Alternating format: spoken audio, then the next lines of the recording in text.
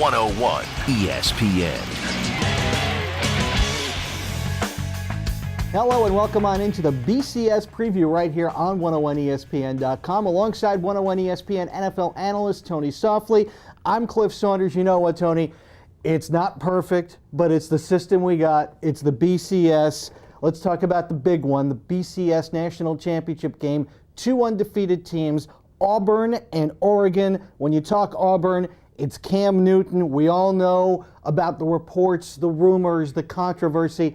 What do you think happened? Well, you know, I'm not sure what happened. I know something did happen, else Cecil Newton wouldn't be silent. He wouldn't be talking to everybody, and the FBI wouldn't have got involved. So there's something that went on there. But you know what? I'm proud of Cam Newton, you know, for handling his business. You know, for the sins that your parents do shouldn't reflect on your children. And it's really good for him to carry on and take care of his business, and he did that on the football field. Let's talk about the game itself. When you talk about Oregon, you talk about that fast-paced, no-huddle, blur offense that Chip Kelly has put together. How does Auburn's defense match up with the Ducks? Well, you know what? They better match up quickly, because in between the finishing of a play and the snap of the next ball is 12 to 15 seconds. This offense is predicated on execution and explosive speed. It was put together by 4 different offenses. You got the wing T, you got the triple offense, the spread, and also the pistol offense out of Nevada. So there's a lot of offenses that came together to make this one, and it's an exceptional offense run by a hell of a head coach and Coach Kelly. All right, put you on the spot. Who is going to raise that little crystal football at the end of the game?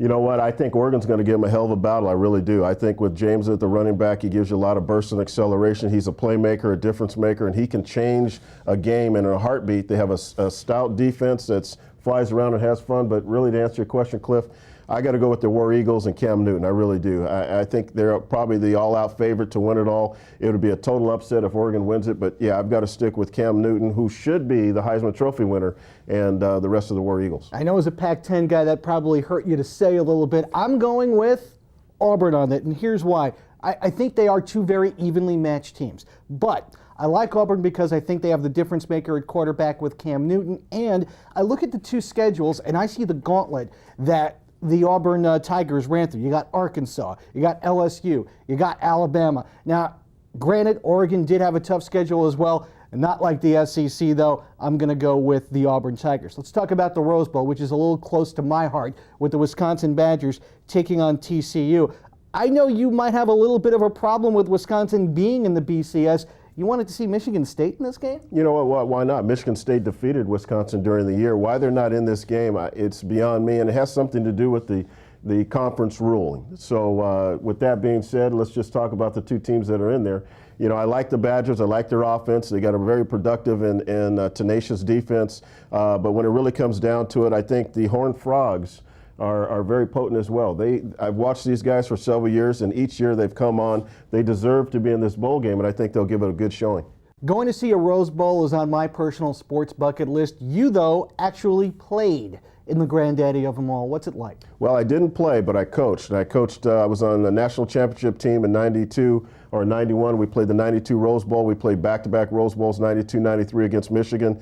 It is one of the grandest stadiums of them all. Now, I like LSU, you know, down there, and they call it Death Valley. I like Tennessee, the Rocky Top, you know, the granddaddy of them all. But I'm partial to the University of Washington, because there's no other stadium in the United States where you can catch a car, a bus, a train. You can get there by boat and also seaplane. So, and it's right on the lake. I like that the most. I really do. I'm going to go with Wisconsin in this game because, number one, I covered Wisconsin for 4 years. I've gotten close to some people in that program. Maybe a little bit of a homer pick for me. Also, though, I think that this whole matchup between J.J. Watt of the Badgers, if he gets to Andy Dalton, he's going to do some damage. I think Wisconsin's the more physical football team. I'm going Badgers in that one. What about you? They're more physical. I would agree with you, and they put up a lot of points. They've got a very good run game, and that's what they do in that conference. They run the football. But you know what? I'm going with the upset. I'm going with the Horned Frogs out there at TCU. I think they're a big play team. They got a lot of weapons out on the edge.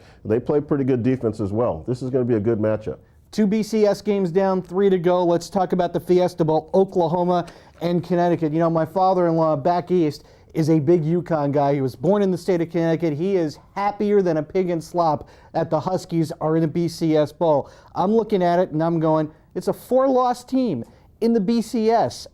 I don't know about this one, Tony. I really don't know. How do they match up with Oklahoma? Well, you know what? I think they match up well. I mean, they're an opportunistic team. They're, Coach Etzel, he coaches at a high level. He's a good recruiter, and the things they've done in the past, they've surprised some people. Nobody thought Boise State would bite up and jump up and bite Oklahoma. And, be careful. This one might be one of those type of trap games as well. Let's talk about the other coach, Bob Stoops.